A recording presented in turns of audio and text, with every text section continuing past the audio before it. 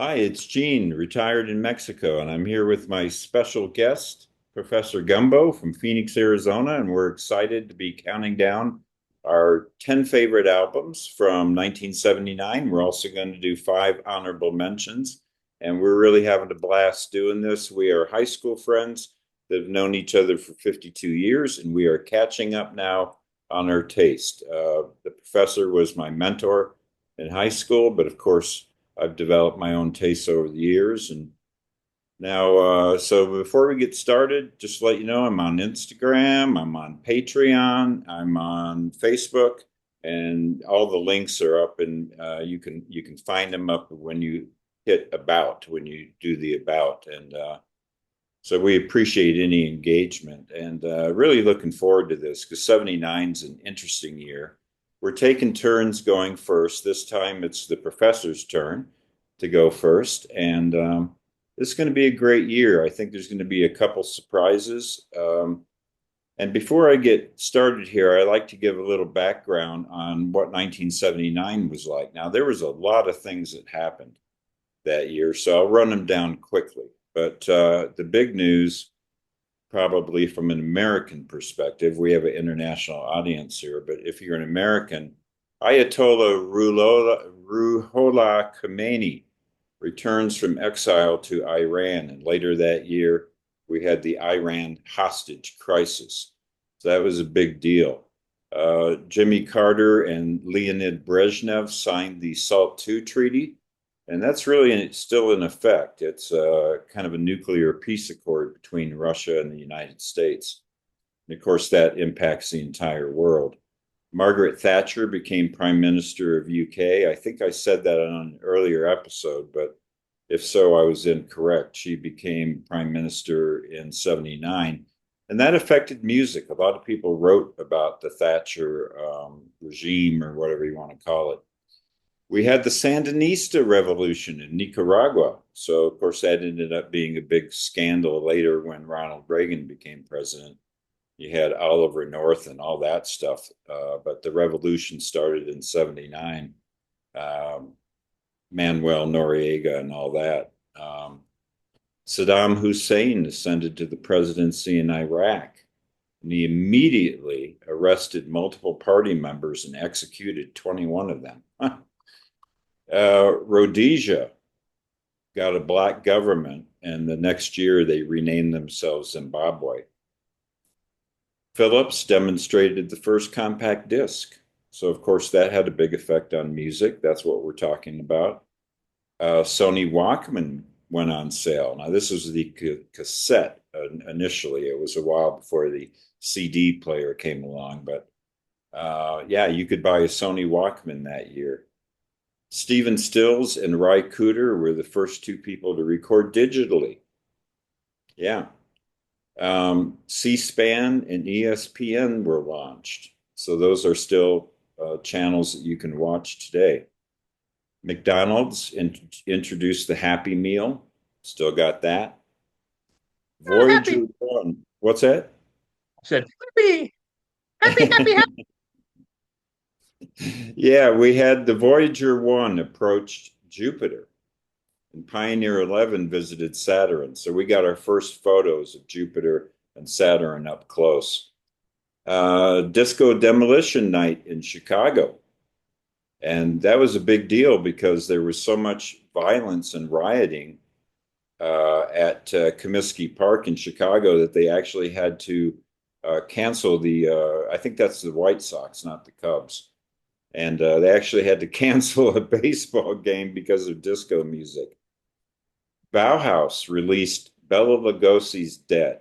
A lot of people think that's the first goth rock release. Sugar Hill Gang released Rapper's Delight, the first top 40 rap single. And YMCA Dance debuts on American Bandstand. Do you know the YMCA Dance? The one that Donald Trump does? Yeah, I don't know how to do it. Kate Bush became the first artist. I wonder if you know this. Kate Bush was the first artist to use a wireless microphone. No, I didn't know that. Yeah, I didn't know that either. And of course, she would not tour again and has never toured the United States of America. But that's back when Kate Bush was doing concerts. Walter Carlos became Wendy Carlos and was interviewed in Playboy. That was a big deal to me because that's the first time I ever read in depth about a transgender operation and what it was like.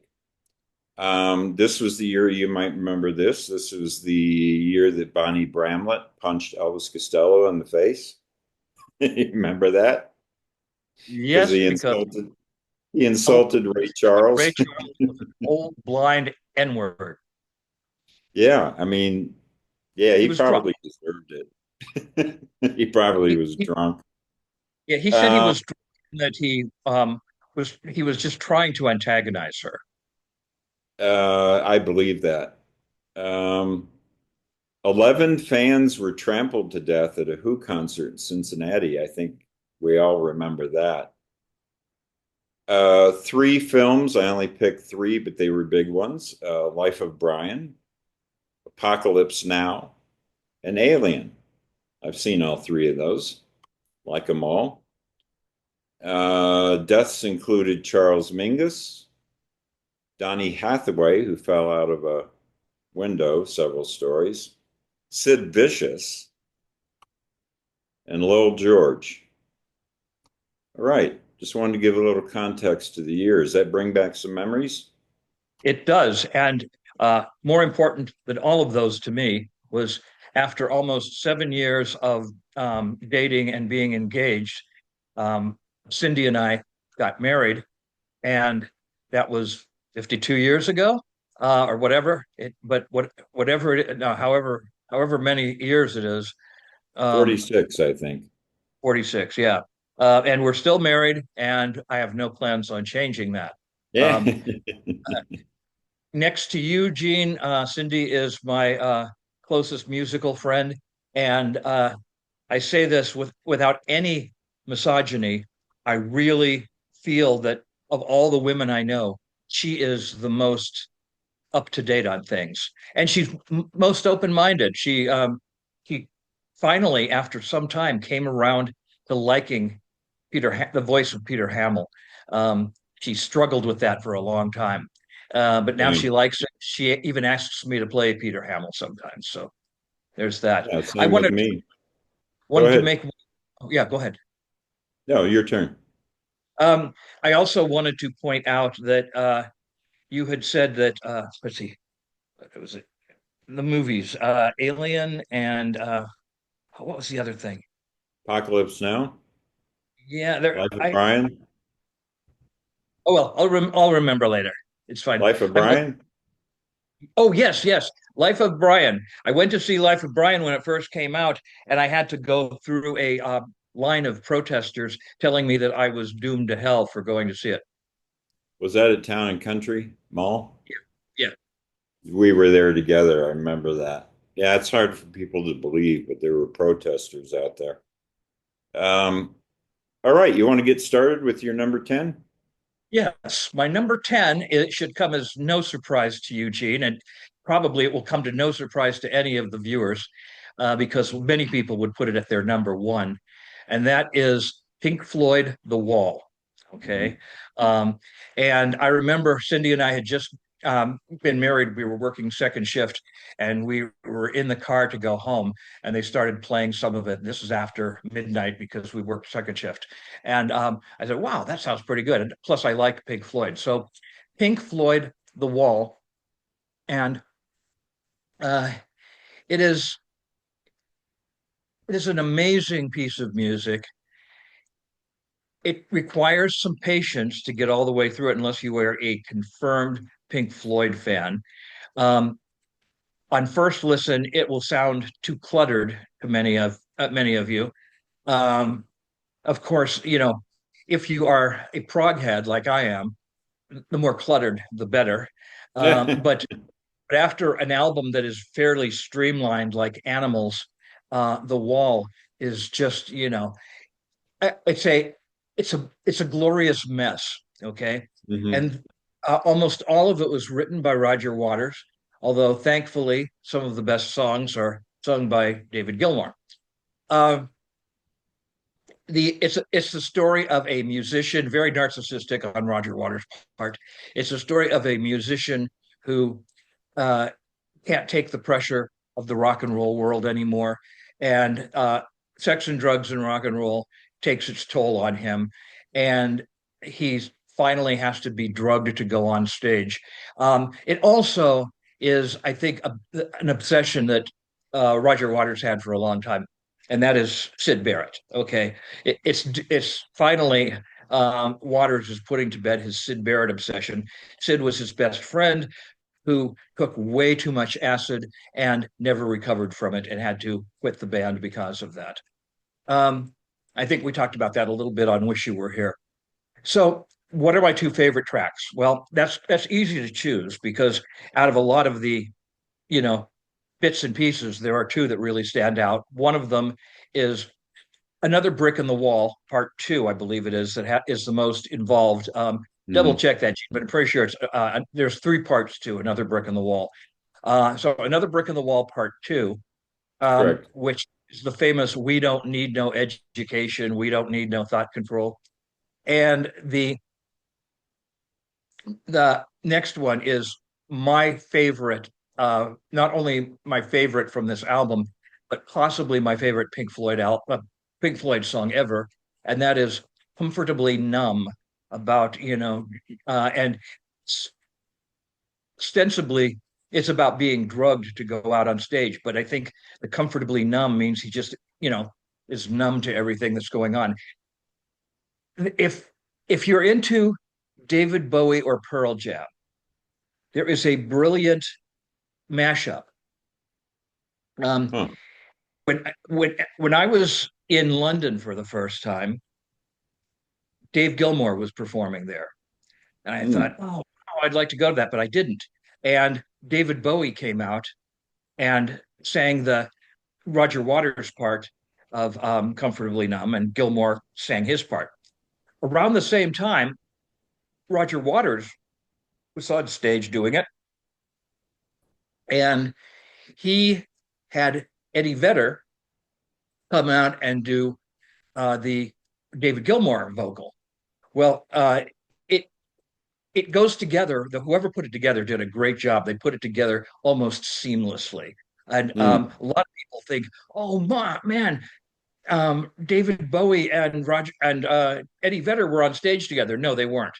Um, but if you just put David Bowie, Eddie Vedder, "Comfortably Numb," it is really an amazing version of it. Um, so also, I should mention, because you know how many of you know how much I love uh, Van Morrison. Van Morrison sang the Dave Gilmour part at the Wall when the wall came down. So, there's been some good versions of it. And it's a very moving song. Plus, it may have the best guitar solo that Dave Gilmour ever laid to wax. Okay, Yeah. so all right. So that is Pink Floyd The Wall, Another Brick in the Wall, and Comfortably Numb. Yeah. Can't argue with that. Uh, yeah. Great album. Thank you for that. My number 10. All right. This is interesting because it's not my favorite album by this band, but it's the only one to make my top 10. So how does that happen? Well, it happens because of how strong each year was. My favorite Supertramp album is Crime of the Century, but my second favorite probably is Breakfast in America. And of course, this was a huge commercial smash, but it's great, and I haven't gotten tired of the songs. I tried to pick a song by Rick Davies and one by Roger Hodgson because they are basically a two-man group, though the musicians are all stellar. Uh, they have a great bass player in addition to a great saxophone player, and yeah, really good band. But Breakfast in America is a fun album. I use that adjective a lot, fun, but it's good. And they also kind of like Steely Dan. They have these really cynical lyrics. I've never made that comparison till just now, but when he sings a line like, "Take a look at my girlfriend, she's not much of a girlfriend," that reminds me of Donald Fagen's writing. I never thought of that compare. What do you think? Is that fair? I think it's a fair comparison. Yeah, I mean, musically, they're not alike. Well, except that they're both audiophile bands. Um, yeah, I think people know this album pretty well, so I don't need to talk at length about it. But it's superbly produced, and it really was the last great Supertramp album. I'm going to go with the song Gone Hollywood. I mean, there's so many great songs. I think the best known one on there is probably the Logical song, and I love that. That'd be my third pick. But I'm going to go with Gone Hollywood and the title track, Breakfast in America. And one thing I like about Breakfast in America is it has tuba on it. And that is so cool. I just love the instrumentation on that song. So number 10, Supertramp, Breakfast in America, Gone Hollywood, and Breakfast in America, the title track. Great, great. Yeah, it's tough to choose songs from that. Uh, when Kaylee was in elementary school, that's my daughter. Um, it was like first or second grade. I picked her up and I was driving her home, and she was singing the Logical song. And they had taught it to her at school. And so, I said, "What did you do?" And she says, "No, that's a school song." I said, "No, it's a Supertramp song." Um, How old was she, do you think? let's see. I would say she was probably about uh, seven max, 6 or 7. Okay. Yeah, that must So have that been would have cute. been 1990, it would have been 1996 or 1997. Okay. Okay. Yes, as you reminded me some shows back, I can't believe she's 35 years old now. Yeah. Okay. Well, this next one was by the time I graduated from high school, this band held pride of place for me for my favorite band. They had just knocked Genesis into the number 2 spot.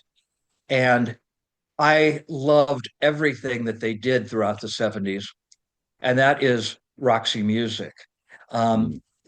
they they kept the same band, not counting Eno, who left after the second album, but otherwise they kept the same band until uh, the end of the 70s when they started bringing in some other people. But Manifesto is still, I mean, you always had the core of Brian Ferry on vocals, and he was if you'll pardon me using the term, the genius behind the band. And then guitarist Phil Manzanera and sax player Andy Mackay. And they all really contributed. But Manifesto was a slightly different sounding album.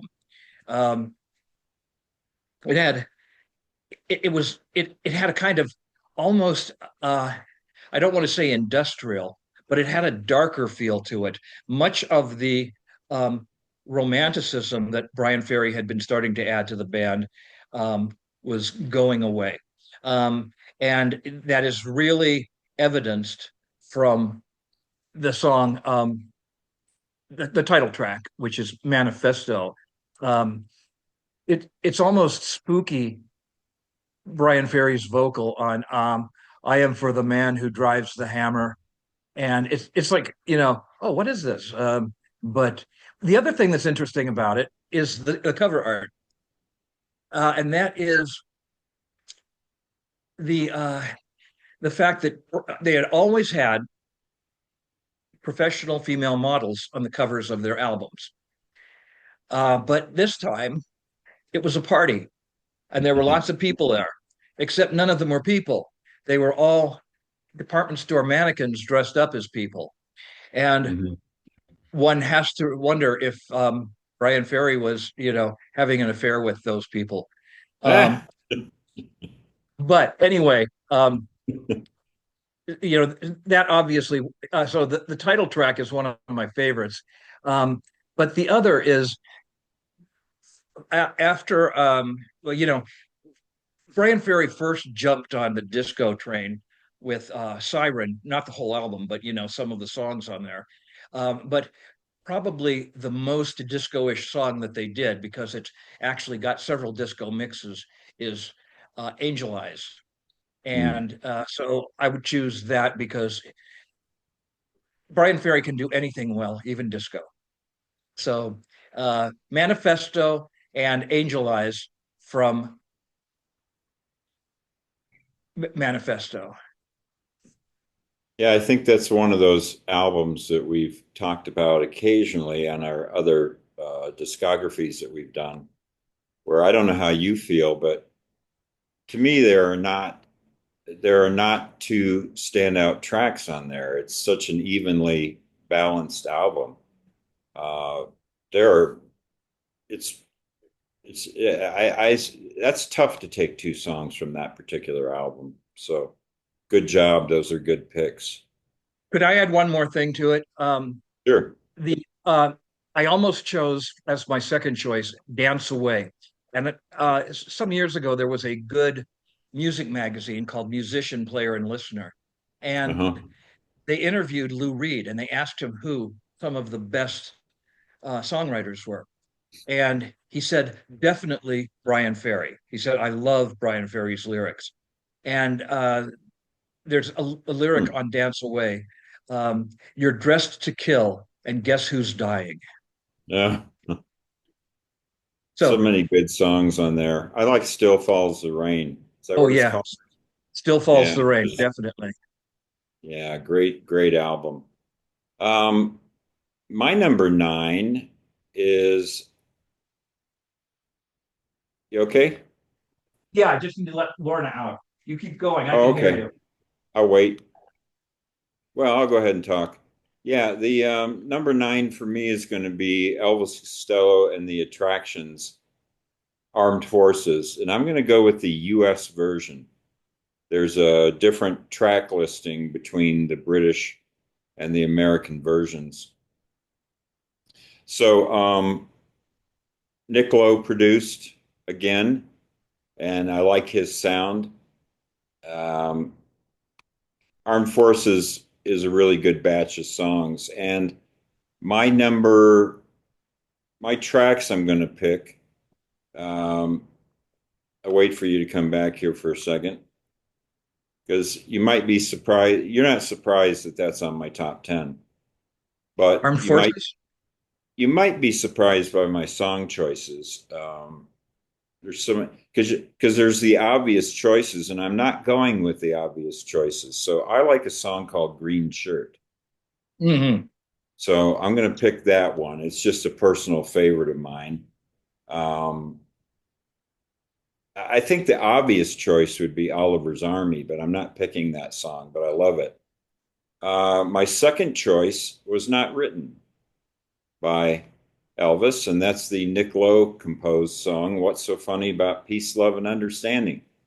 So I just happen to like those two songs, but it's a great track listing, and I don't know, it's just great lyrics again, and um, yeah, some of the lyrics are wickedly satirical, wickedly funny, and a lot of hints of fascism on this album too, and interesting album cover. A couple different album covers, I think, between the British and the U.S. But yeah, so Armed Forces U.S. version. Uh, and what were the two songs you said? Green Green Shirt Shirt. and What's So Funny About Peace, Love, and That's right. Understanding. Uh, you mentioned fascism, and Costello originally named the album "Emotional Fascism." That was That's the right. working. That was the working title of it. Okay, that was the album where Elvis Costello said to, uh, hold on just a minute. He said to Nick Lowe, who produced it, make me sound like ABBA. And you really hear that on some of the tracks. The especially Steve Naive's piano sounds very much like some of the ABBA tracks at the time. Huh. Never thought of Okay, that. now My third, my third one, my number eight. Um, this might be, I don't know why this would be controversial because basically it is the album that I would otherwise have chosen from this artist, but it has twice as much. And that is Neil Young and Crazy Horse Live Rust. Mm. Okay. Now, uh, Neil Young made a movie about for Rust Never Sleeps.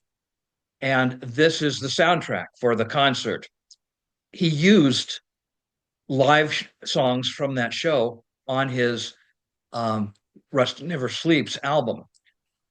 Nearly every one of those songs is on Live Rust, and twice as many because there's a lot of his classic songs are on there too. The ones from Rust Never Sleeps are practically identical. He even has the acoustic version of Rust Never Sleeps, and later at the end, near the end, he has the electric version of the song. So You mean Hey Hey My and My yeah, Hey hey Hey? hey my Yeah. my. Sorry, hey hey my, or actually my hey hey is the first one, and then hey hey my into the black. So, um, the two songs that I like the most from here, one of them I would take from Rust Never Sleeps, and that is um, hey hey my into the black, and that's the second one on there. And then a song that I absolutely love from an earlier album that he did from Zuma, and that is Cortez the Killer. Mm. Okay, I've always loved that. Neil does some killer guitar, no pun intended, on that.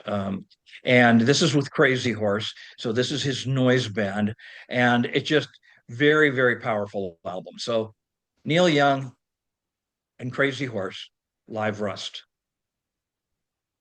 Do you know where he got the idea for do you know who suggested the title Rust Never Sleeps? One of the guys in Devo. Oh, Devo?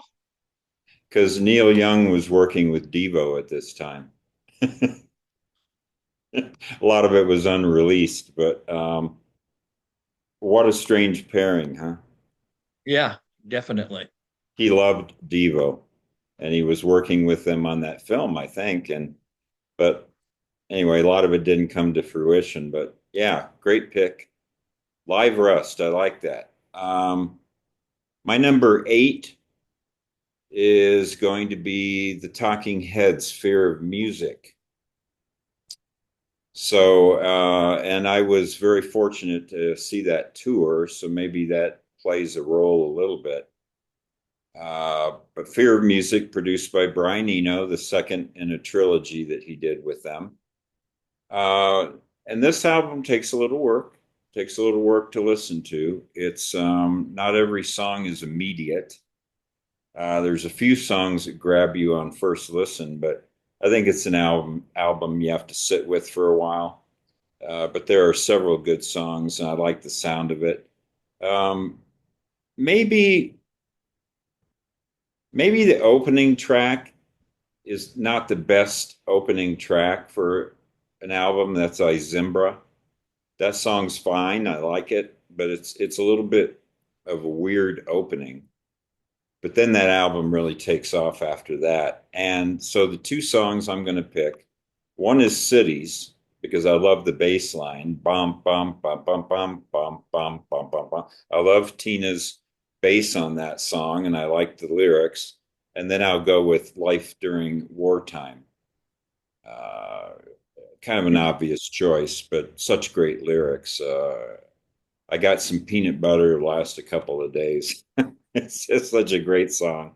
So yeah, Talking Heads Fear of Music at number eight. Okay. What are my favorite songs? What is my favorite album from the next one? That will be not my number seven, is Talking Heads Fear of Music. And it was the first Talking Heads album that I really loved. I liked Talking Heads. I was really interested in them from the ground floor, but um, this did for me what the first two albums did not. It just, it grabbed me by the throat and shook me around. And when I bought it, the record store clerk said, have you heard this yet? I said, only a little bit of it. He said, it's a totally paranoid album. Um, and it is. I mean, there's a feeling of, intense dystopia and paranoia on it. So uh, I agree with you with Life During Wartime. Like, you can't leave that out because it is the great one. And uh, what was your other choice? Cities. Cities. Okay. Um, so I would choose. Um, I have to think now because I would have chosen Life During Wartime. Um, Heaven, definitely. Yeah. Um, Heaven is a place where nothing ever happens. And then the other one I would say is um, I would go with Memories Can't Wait. So Okay. Memories Can't Wait and Heaven. Okay. Great. So we almost concurred on our spot there, number eight and number seven. So I got yeah, to I'm glad you like that. let Lorna back in. My number six is an album that I've discussed before on our David Bowie discography that I think is underrated. The third album in the so-called Berlin trilogy, although this one was not recorded in Berlin, but it's Lodger. And you know from that discography that I like this album a lot. And like I say, I think it's underrated. So why do people not like it more? I think there's a couple reasons. Because everything's in place to make it to make it a good companion to Low End Heroes. It's produced by Tony Visconti.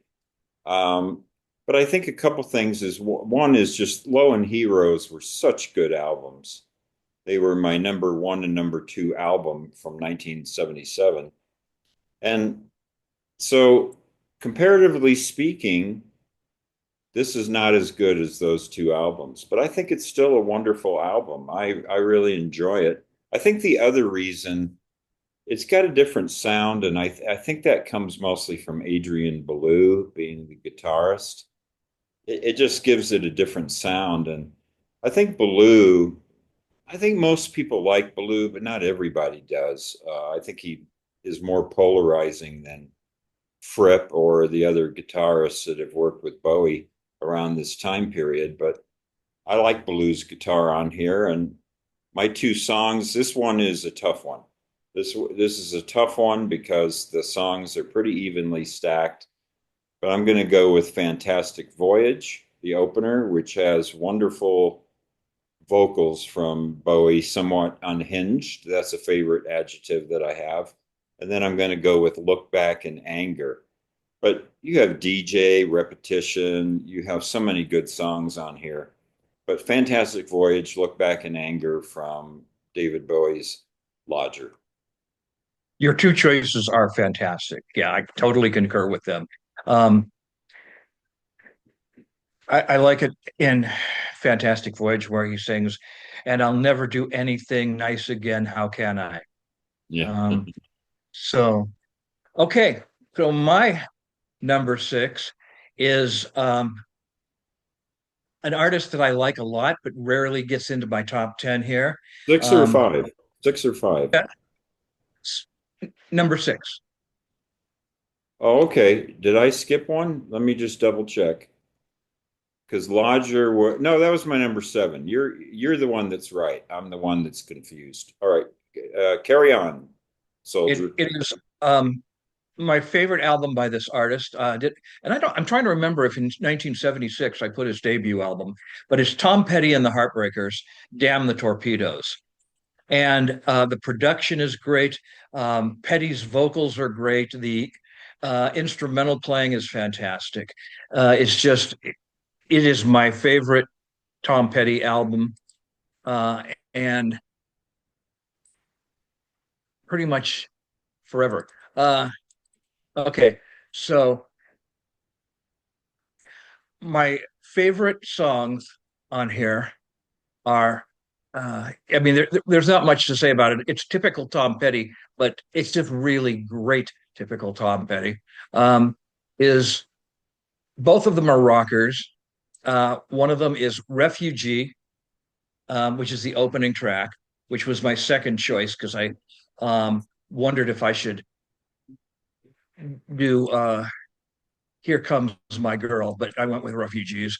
And then my number one is Don't Do Me Like That. Um, Okay. and yeah, I just love "Don't Do Me Like That." It's a short song, but Petty's singing on it elevates it. Um, Here, his it's one of his best vocal recordings. So Tom Petty and the Heartbreakers, "Refugee," and "Don't Do Me Like That" from Damn the Torpedoes, number six. Good pick. Thank you. My number six is Tom Petty and the Heartbreakers, Damn the Torpedoes. And Jimmy Iovine's Iovine, however you want to say his name, his production is great. When we did 78, the year that we did before this, I had Patti Smith's Easter. And the reason I bring up that album is, to me, Damn the Torpedoes and Easter, both produced by Jimmy Iovine, are sonically really close. To me, they have the same production style. And I'm a sucker for it. I'm finding as we go through these lists, especially as we go later on here, that the producers are just as important as the artists. There's certain production I like, and boy, Damn Torpedoes has that big, clean sound, big drums. But it was before the '80s. The '80s had some terrible drum sounds, but this thing here with Easter and Damn the Torpedoes is some of my favorite drums. Boy, they just sound great, and I love it. My two picks, one is Refugee, but the other one is a song might surprise you a little bit, but I absolutely love and adore this song, which is Shadow of a Doubt, A Complex Kid. Just got hooks for miles and love that song. So we concur at number six and have almost the same two songs. So that's great. All right, now my number five. Um, in discussing this group, a lot of people don't put this as one of their best. Maybe I value it so much because I saw them on the tour where this was had just hadn't quite been released yet, but it ultimately became released, and they did a couple songs from it, and so I really liked it because of that. And I just like the sound of the album overall. It has a very Celtic rock sound to it, and that is Jethro Tull Stormwatch. And Mm. it I think it's some of Ian Anderson's best writing until a couple of later albums. But I mean, this is, shall I say, the wrapping up a great run for Jethro Tull. Some wonderful guitar by Martin Barry, and it's a great rocking album. Uh, and it had some not groundbreaking, but revolutionary for the time videos made for it. But the two songs that I'm choosing are a typical Jethro Tull rocker, "Something's on the Move." Mm. Um, the Storm Watch Begins, and the Last Waltz. But then the not the title track, but Dark Ages, which they did a great version of live, and it's kind of a Jethro Tull prog epic. So something on the move and Dark Ages. I would say that's my first surprise. Not that you like it, but that it made your top 10 and was so high. So I didn't know you liked the album that much. It Yeah, it's a great album. I find it a little dense, requires a little patience, but the playing is great, like you said. And yeah, interesting choice for sure. Um, all right, so I'm on number five, and that's going to be Pink Floyd's The Wall. very cinematic. It's no surprise that it was made into a movie. And Alan Parker did a pretty good job with that movie, even though it's depressing as hell. I mean, the movie is more depressing than the album. Wouldn't you agree? But Yes. um, but yeah, such a great album. And the way I feel about Ezrin is that Ezrin, when he's matched with the right artist, is a great producer. I like his work with Alice Cooper, especially on an album like Billion Dollar Babies or Love It to Death. I love his production on Berlin by Lou Reed. Sometimes Ezrin is mismatched, I feel. Um, but he did a great job with Pink Floyd. Maybe on paper, it didn't look like it was going to work, but it did. And once again, something that Ezrin likes to do that's a real stamp of his is he loves children's choruses. He did it on Schools Out, right? He did it on The Kids from Berlin, and he did it on Another Brick in the Wall, Part Two. Um, it's very effective, his use of children's choruses. And I think the production's great on here. You got some wonderful orchestration. And I don't think it's a perfect album. I think there's one or two songs that sag just a little bit. But as I've mentioned with a double album, sometimes you can just kind of forgive that one or two average tracks. Um, but even those grow on me. Songs like Vera, which I used to not care for, now that I know who it's about, Vera Lynn, and who I've learned more about over the years, I go, no, that's a good song too. So I picked the same two songs you did. They seem obvious, Another Brick in the Wall, Part Two, and Comfortably Numb. So I get to pick a third song. And since those are both kind of up-tempo rockers, even though Comfortably Numb has a medium tempo, I think I'll go with a slower song. What do you think about this song? Because this song is really creepy. Mother. Oh yeah. Yeah. Mother, do you think Mother that is Mother has grown on me. I think Waters got into a psychological space that's aged well. That song felt a little creepy, but in 2025, you listen to Mother and you're like, yeah, there you go. So, uh, and I'm a sucker for that. Like, I'm a big Alfred Hitchcock fan, and he's done a couple movies where the characters had mommy issues, like Psycho and Notorious with Claude Rains. Um, I like it. I like that kind of mother thing. It's quite brilliant. So yeah, number five for me, Pink Floyd, The Wall. Another, and we'll pick Mother as the third track. a lot of people now hate Roger Waters, and I have to admit he's easy to hate because Yeah, he's an over opinionated a-hole.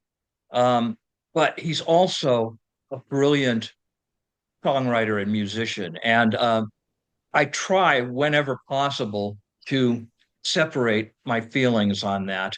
There's once in a while I can't because the person's not doesn't have enough musical talent to be redeemed.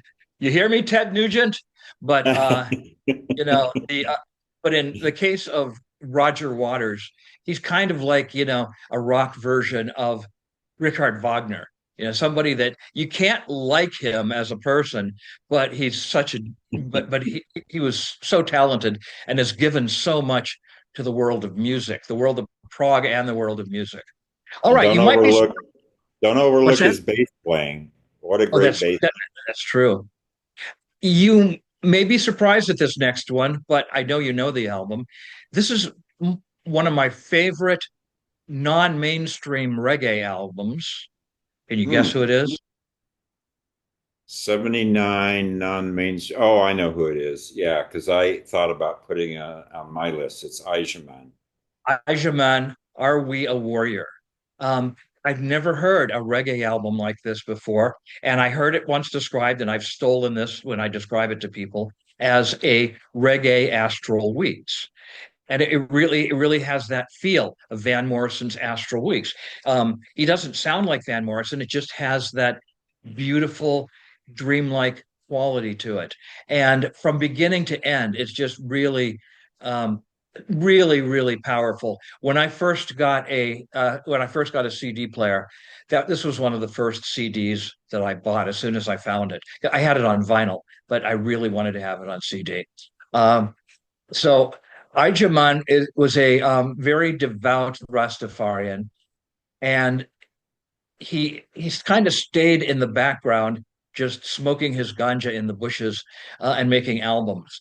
He made several other albums. I don't think any of them come close to "Are We a Warrior." This was just lightning in a bottle. He had the talent um, it, and the band that he had really just sounded great. So my two favorite songs on here are the title track, "Are We a Warrior," the opening track, and the closing track, "Two Sides of Love," which after all these years, it still gives me the chills whenever I hear it. It's a song about love, and I'm going to go out on a limb and say this is the best reggae song about love I've ever heard. Wow. So, um, "Are We a Warrior" and "Two Sides of Love" from Ijaman Levi's "Are We a Warrior." Great pick. You introduced me to that album. I still own it on CD. When I was listening to it for this project, I was struck by something, and I have no idea, but it seems to me that you can listen to that album, parts of it, not the whole thing, but you can listen to parts of it through a Christian lens. And some of his lyrics feel more Christian than they do Rastafarian. So I just wonder if he's influenced by Christianity. Might be. Yeah, he might be a blend of beliefs. But it's a fabulous, for those people watching, chances are you've not heard this album. I would say most people have not. And obviously the professor recommends it. I also highly recommend it. Ajaman, Are We a Warrior? It's a great album. So my number four is going to be our beloved Van Morrison with Into the Music, one of my favorite Van Morrison albums. It's only at number four because of the top three albums I have on here. It's good enough to be number one. I think these top four that I have, you could reorder them. They're all five-star albums to me. Uh, Big fan of this album. I like some of the slower tempo songs on here, but it's produced by Van Morrison. He's a wonderful producer. You don't think of him as a producer because he produces himself primarily, and he very rarely produces another artist. But the production is just really clean and balanced with no frills. I really like it. I love his production style. You can always understand the lyrics, great spacing with the instruments. Yeah, quite a variety of songs on here. I mean, it's opens up very up tempo with songs like Bright Side of the Road. My tracks, though, I've got to go with these two emotional tracks that I just love. And that is, And the Healing Has Begun. And then the cover that goes into an original, It's All in the Game slash You Know What They're Writing About. I think this is brilliant. He takes the 1950s song by Tommy Edwards with these beautiful lyrics. Sometimes he won't call, but then he'll show up with a small bouquet of roses. It's a really sweet love song. And then he tacks on this original, You Know What They're Writing About, where only Van Morrison can sing Meet Me Down by the Pylons and get away with it. It's I don't. Van Morrison is an artist that doesn't get covered that much by other people. And there's a reason because he's difficult to cover. His songs are of such a personal nature, lyrically and artistically, and his voice, I'm not talking about his vocal. I'm talking about voice like a writer would have a voice. It it's just is so uniquely Van, and he's just a singular artist, and I love him, and he's actually on the cover. He would shun being on the cover on some of his later albums, but this is a great photograph by what's that photographer's name again? Do you remember? Norman Seeff. Norman Seeff, yeah. Yeah, great picture of Van on the cover, nice blue hues, and yeah, I can't say enough about Van Morrison's Into the Music, five-star album. That's it. Your turn. I agree. Van Morrison's Into the Music, five-star album. It's my number three. Hmm. And I think it is if when I put my favorite Van Morrison albums, like my favorite half dozen Van Morrison albums, this is there. Okay. Mhm. Um, it is it was kind of I don't want to say a return to form, but Van hadn't made any five-star albums for a while. And then he comes out with this. And at first, you might think that he was sort of jumping on the Bob Dylan Born Again bandwagon because he has a number of songs that are have religious lyrics. But Van Morrison had always had those as early as um, Weed Fleece. Um, so, that was kind of a cheap evaluation. It has a it starts with a couple really up tempo songs, um, Bright Side of the Road and Full Force Gale. Um, but then it starts getting more and more ethereal as it goes on. And the second side of the album is amazing. I also would choose uh, And the Healing Has Begun, which is to me one of my absolute favorite Van Morrison songs ever. It's Van doing all these fantastic, mannerisms. And the other thing is that it's harkening back to the album is harkening back a bit to Astral Weeks. And here you have Tony Marcus on violin doing the same violin thing that you hear on Astral Weeks, and you know Van has even in concert for a while when this album came out, he would start with this song, but then he would move into Astral Weeks. They're pretty much the same song, but it's a continuation of it. Um, but when he goes into the spoken word thing, Cindy loves Van Morrison, but for a while she was saying, "Man, when he speaks, he doesn't have the feeling that he does when he sings." And it's true, he kind of mumbled, but here he really, really he's like he's wooing a girl. He's seducing her there in the apartment. And he's like, "So you want to come on in, sit on the settee, uh, look at these muddy waters I got here." Um, but it has one moment that I always sing it when he does it. He does a little James Brown tribute. He goes, "Can't stand myself." And like, "Whoa, Van, I can't stand you either. You're so good." Um, so that would be one of them. And the other one that I would do is hmm, I would say my second favorite is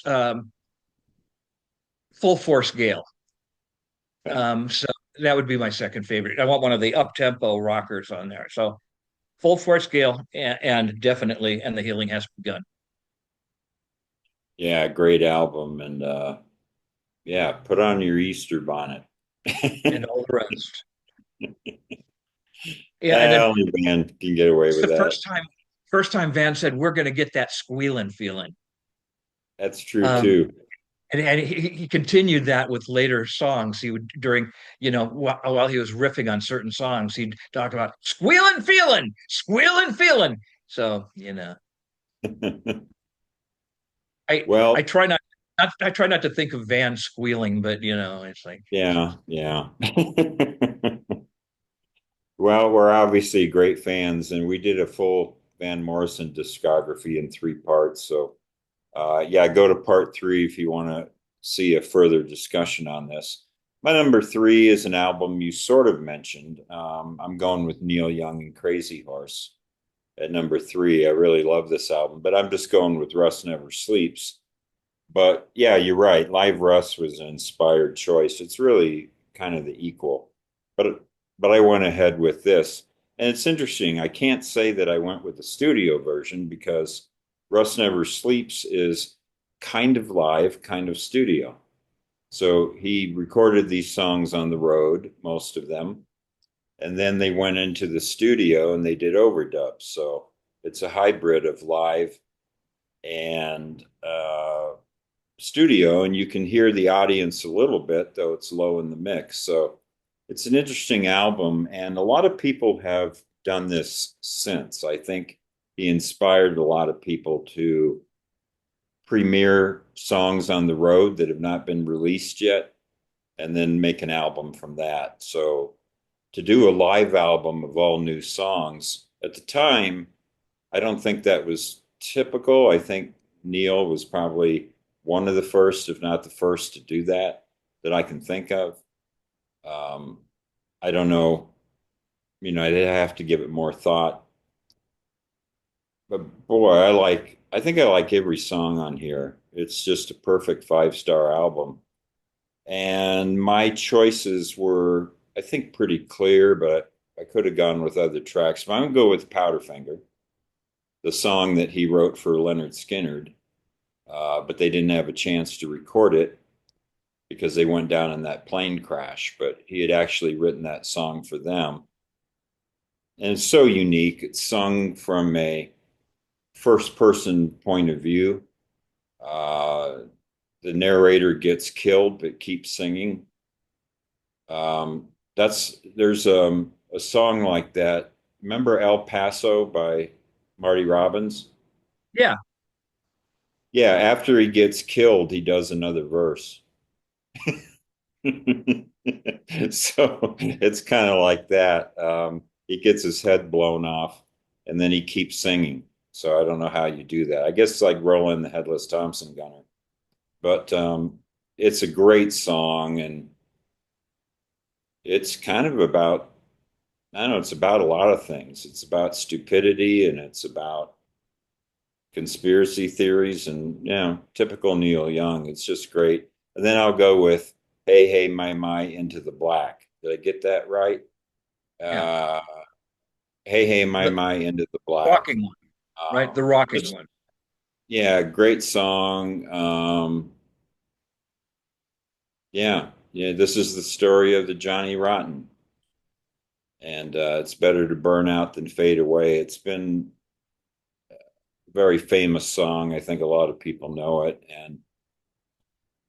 But yeah, I like Pocahontas and Ride My Llama, and there's a lot of good songs on here. But yeah, Neil Young at number three.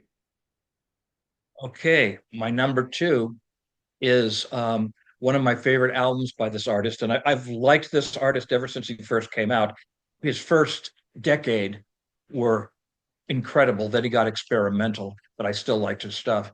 Elvis Costello and the Attractions, Armed Forces, make us sound like ABBA. Okay, and that I that never would knew that. Yeah. just listen to Oliver's Army. Okay, it opens like an ABBA song. It really does. Nick Lowe did a great job adding this, and it's kind of hyperbole to say the whole album sounds like ABBA, although the production is like that. But Oliver's Army, which I love that song, and I'll always love that song. It's no longer politically correct to play it because it's got the N word in it, but it's referring to a poor white person, you know. All it takes is one itchy trigger, one more widow, one less white.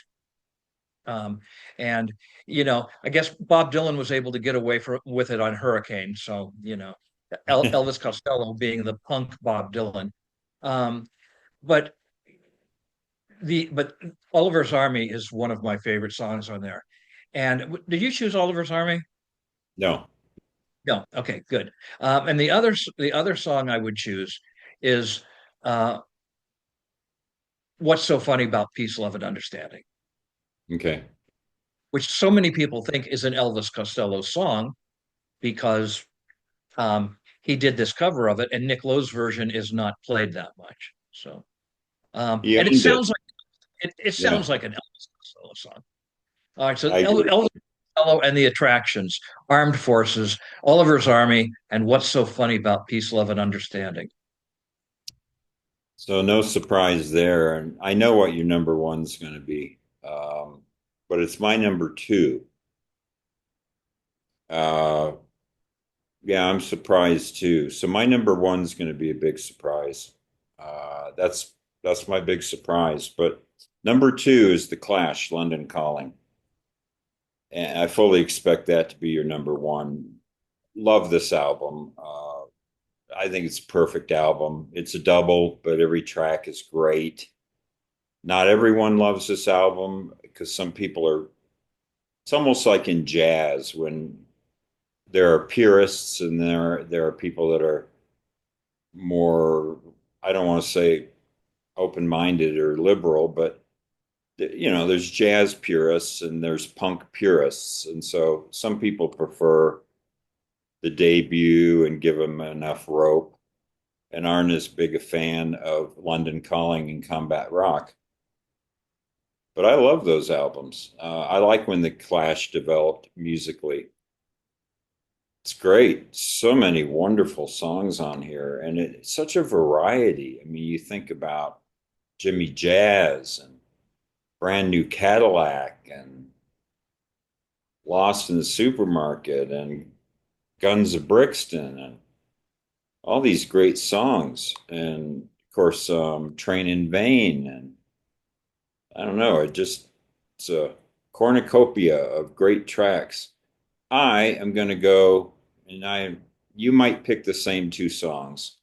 I'm going to go with the title track, London Calling, and Clamp Down, which I expect you to pick. Yes. Love Clamp Down. So that's it. Number two, The Clash. All right. Well, my number one is, wait for it, The Clash, London Calling. Um, this is, I'm not being hyperbolic when I say this is an album that restored my faith in rock and roll. At the end of the 70s, I was starting to feel, okay, rock and roll is losing its way. There aren't any new bands that really rock, nothing that grabs me emotionally the way the Who used to. And of course, Keith Moon had died, and so there was that. But then one night I was driving and I heard Train in Vain. I like this. So I bought the album. And with the album, immediately recorded it on cassette tape because I was moving. This is when I moved from way out on the west side to, remember that. And so I wanted to be playing music. And so what I did was I played London Calling, and pretty much memorized it. And you're right, Gene. Every song is great, and there's all types of music on there. Um, it's like a history of rock and roll more than Bruce Springsteen's Born to Run is. It's like you hear all of these, you hear nods to all of these different types of music, and Joe Strummer's passion for that music is amazing, and of rock and roll and reggae. And Mick Jones also the two, and you have, I mean, everybody on here was great. Um, but I would say, yeah, Paul Simonon even because he had Guns of Brixton. Um, what are my favorite songs? How do you choose two from that many? Well, they're the same two that you would have chosen: London Calling and Clamp Down. Get along, get along. And then, and because I get to choose a third one, and I'm going to cheat a little bit here because um, this was an outtake and it should have been on the album and it's on the deluxe versions and you can find it anywhere, but it is a cover of the reggae song Armageddon Time. And I just love that version of it. So, um, but let's add that one as well. Now, is that the same one that was on Black Market Clash? Yes, yes, Okay. Because yeah. that's a great EP. That's a Yeah, it great was EP. a B-side. So Well, we obviously agree on that. And my number one, my surprise. So why did I put this at number one? All right. Because it's the most played album ever. As far as I know, I mean, I don't count. But what album have I played more than Led Zeppelin 4 or Who's Next? This is an album I've played probably between 500 and 1,000 times. And that's Brian Eno, Ambient One, Music for Airports. So I knew this would surprise you. But yes, it does. I thought to myself, Gene, if this is the album you've played more than any other album, maybe it's number one. And I have to be fair here. It's an it's an album I have on a sleep playlist. I have a playlist of Brian Eno's music that I like to sometimes put on at night. So I will tell you that I've heard the first half of this album twice as much as the second half because I have fallen asleep in the middle of this album on numerous occasions. That's okay. That doesn't mean it's boring. It's a relaxing album. When we were filming in my apartment the other day.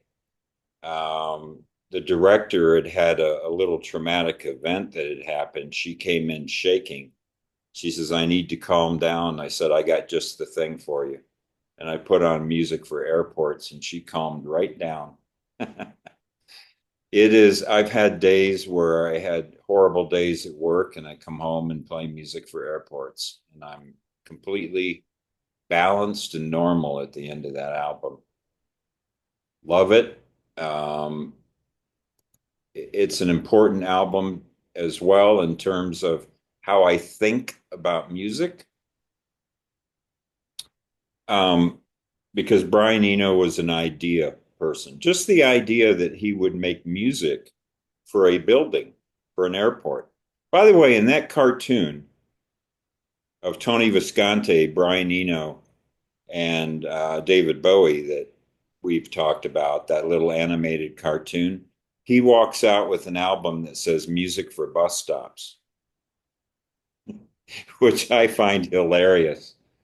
But yeah, Eno, no one thinks quite like Eno. I mean, I just watched an interview with him where they asked him about AI, and he answered economically. He says he was concerned about who's going to own AI. Yeah, he says some billionaire going to own AI. And he said it shouldn't be owned by anybody because it's an accumulation of knowledge of all human history. It should belong to the people. And there you go. Eno's always thinking outside the box.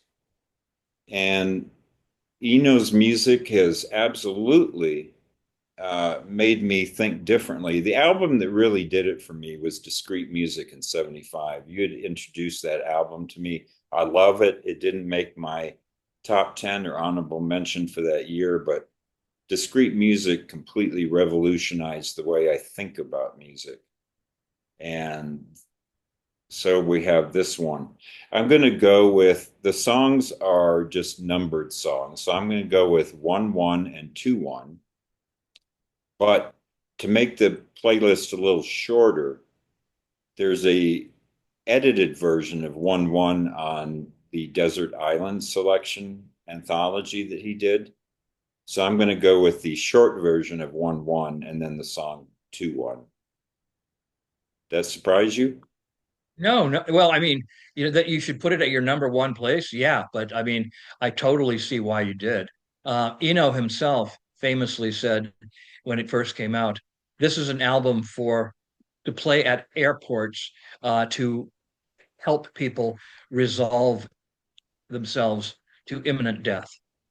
Yeah, I don't know if you know the story, but he was at a German airport and it was this I don't know if it was Frankfurt or Munich or where he was, but he was at the airport, and apparently it's a beautiful building, beautifully designed, great piece of architecture, and they were playing disco music.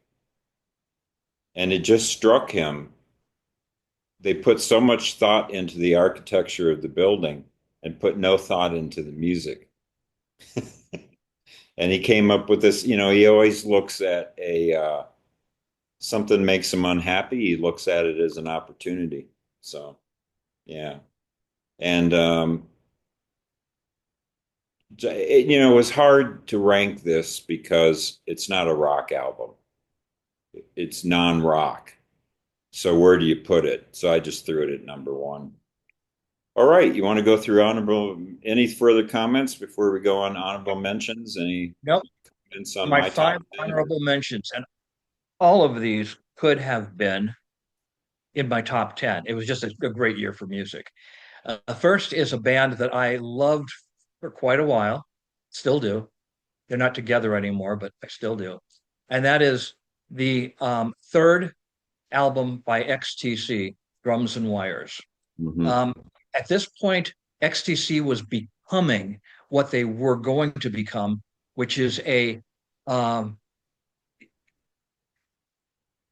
English folk music inspired new wave band. Okay, that was the direction they were headed. But on this album, they still had that angular punk sound that they started with, but they calmed it down a little bit, became more melodic, and it was produced by Steve Lillywhite, who produced a lot of their albums. Next is, you mentioned it already, Supertramp, Breakfast in America. And is it the best Supertramp album? No, that would be Crime of the Century, but it's still a wonderful album. Then David Bowie, Lodger. Um, Hmm. I, and it definitely belongs. Like I said, all five of these I had in my top 10, and I was switching things around. Um, the next one is the first actual album by Joy Division. Um, Joy Division hit me like a ton of bricks shortly after Ian Curtis committed suicide. I just became obsessed with Joy Division for a while. And they only released two regular albums. They had kind of they had some compilations, but two regular albums, Unknown Pleasures and Closer. Um, and Closer was released right after Curtis killed himself. But this one is it they were very influenced by Berlin period David Bowie, but Ian Curtis's voice, it was he could sing really, really deep. And I've been waiting for a guy to come and take me by the hand. On and he's just really there's there's a it gives you chills listening to him, because even though he hadn't yet killed himself, you could tell it was going through his mind. Okay. There's a few albums like that. Another one is the Nirvana's Unplugged. But this, I mean, he was a troubled man. He had epilepsy. He was having family problems, and there was a girl who he worked at a place that helped people with epilepsy, and things weren't going well with her, and so he just finally ended it. And it's a shame because he ended it. I mean, it's a shame he ended it anyway, but it's a shame that he did so just before they made their first American tour, because they could have been a lot more famous. And for those of younger viewers who listen, Joy Division became New Order. Okay. When Curtis killed himself, they added a member, and they really kind of made their stuff more up tempo into a new wave disco kind of thing.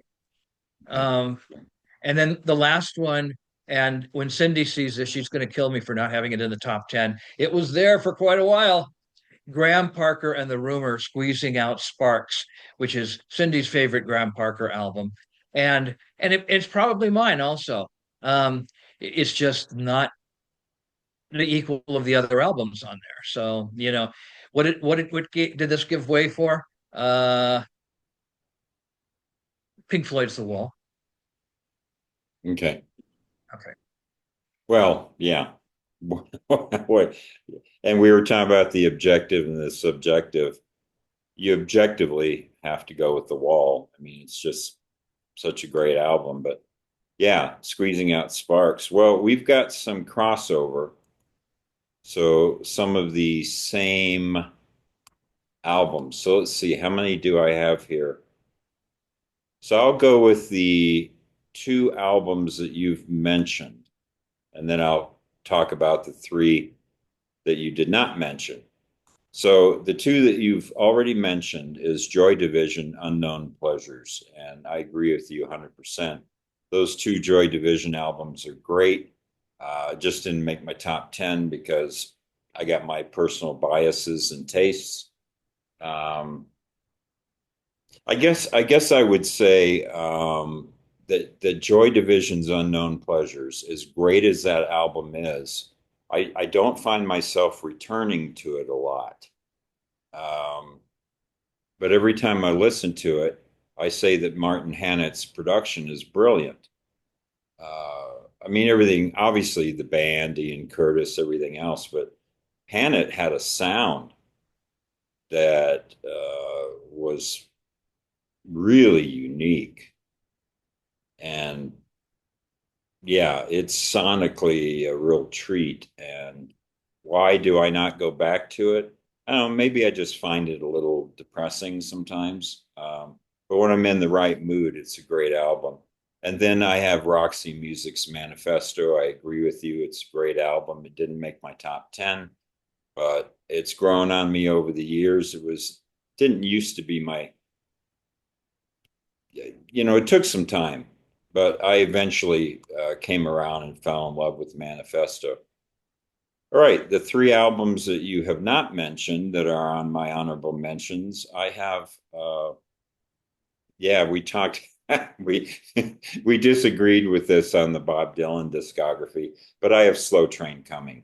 So you'll remember from that discography that I had that ranked a lot higher than you.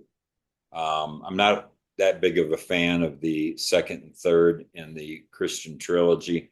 Boy, I love Slow Train Coming. I love Jerry Wexler's production on it, Mark Knopfler's guitar. It's just great. And I think it's a strong collection of songs. Next, Slow I Train have, what's that? Slow Train Coming is to capsulize it like in two lines. If it were to be Dylan, it's like, "Hey, I'm a Christian now, and if you're not, you're going to hell." Yeah.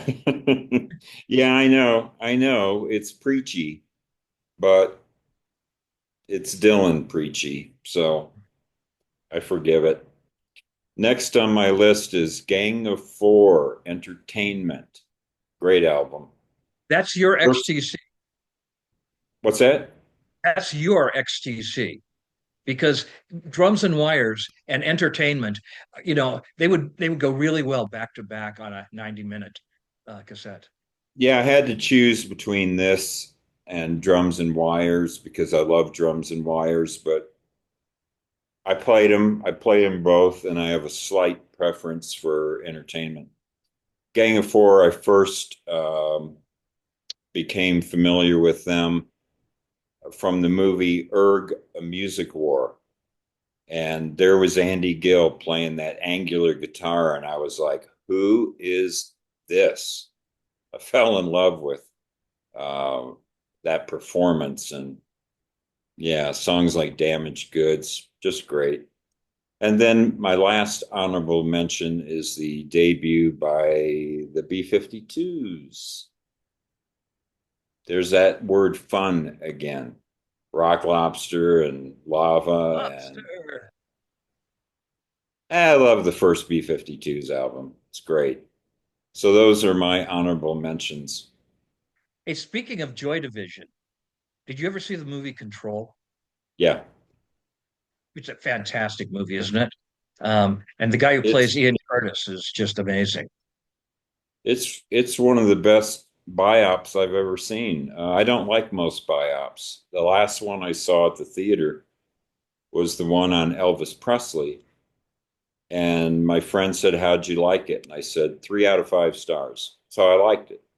Baz Luhrmann did it, but it wasn't great. It was good, but it wasn't great. I didn't see the Dylan. I didn't see the Queen.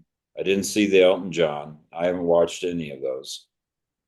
That Joy Division, that's a fantastic movie. Love it. All right, I guess we're talking about bands or artists that we have seen in concert, and you always have more than I do. Uh, I've seen Roxy Music in concert, and they were great. Uh, Jethro Tull, I've seen on the tour. That was I've seen them a couple times, but on the tour that they were just recording Stormwatch at the time. Van Morrison several times. Elvis Costello a few times. Supertramp on the Breakfast in America tour. David Bowie several times. Uh, and that's it. Yeah, I've seen more, but you've seen ones I'm jealous of. You've seen Rush. I've never seen Rush, and you've seen Supertramp. I never saw them, and you saw Genesis with Peter Gabriel, and you got some good. You saw Elton John very early. Yeah, you got a lot of bragging rights. On my list here, I've seen The Clash twice, um, including their US Festival performance, where Joe Strummer came out. And I'll never forget this.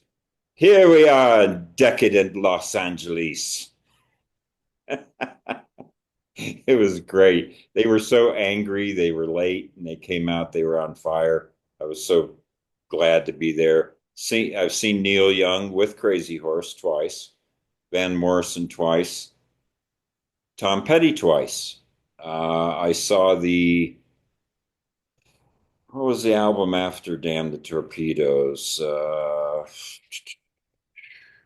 It had a red cover with a picture of him. But anyway, I saw them in 82. It was after Hard Promises. I saw them in 82 or 83, and then I saw the Echo tour, which was excellent. Blind Boys of Alabama opened up. Seen Bowie 4 times, Talking Heads twice, plus I saw the Heads without David Byrne. Elvis Costello 3 times, Bob Dylan twice, Roxy Music once. I have never seen Brian Eno, Pink Floyd, Supertramp, Joy Division, Gang of Four, the B-52s. All right. I think that's a wrap. Any last minute comments?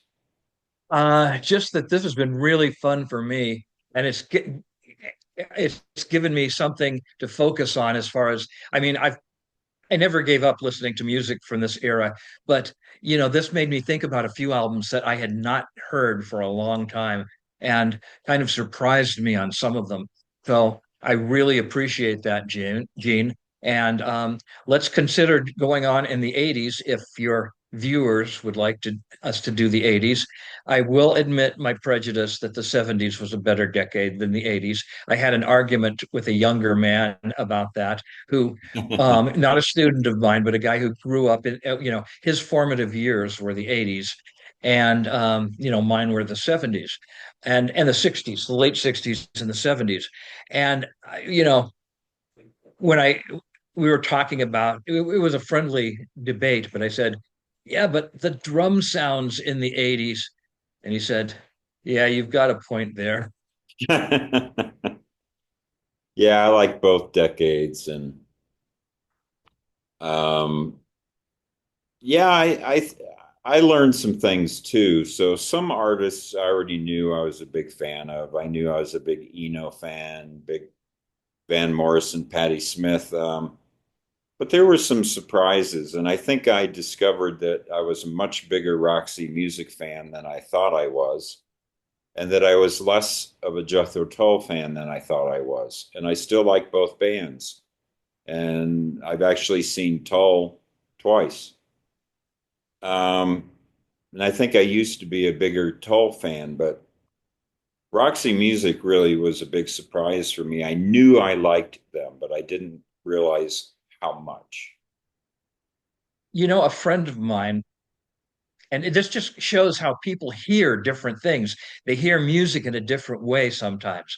A friend of mine, when I first gave her some Jethro Tull to listen to, she had also I'd introduced her to Roxy music.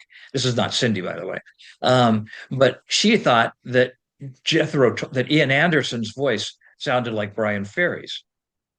Really? I never heard that, but people hear things differently. And I know I have my biases. And I think my biases are if you go through my top tens for the whole decade, which is 100 albums and my honorable mentions, you'll see that there's hard rock that I like and there's punk that I like. But, we've talked about this before. I'm not a big metalhead. Um, so some of the metal albums I like Deep Purple and rock, and Deep Purple's made in Japan. And I actually like a live album by Motorhead. Um, Kill 'em all. and and there's some Metallica that I like, but I'm not a big metalhead, so that's a bias. And then I'm not a mainstream hard rock guy. What am I talking about? Something like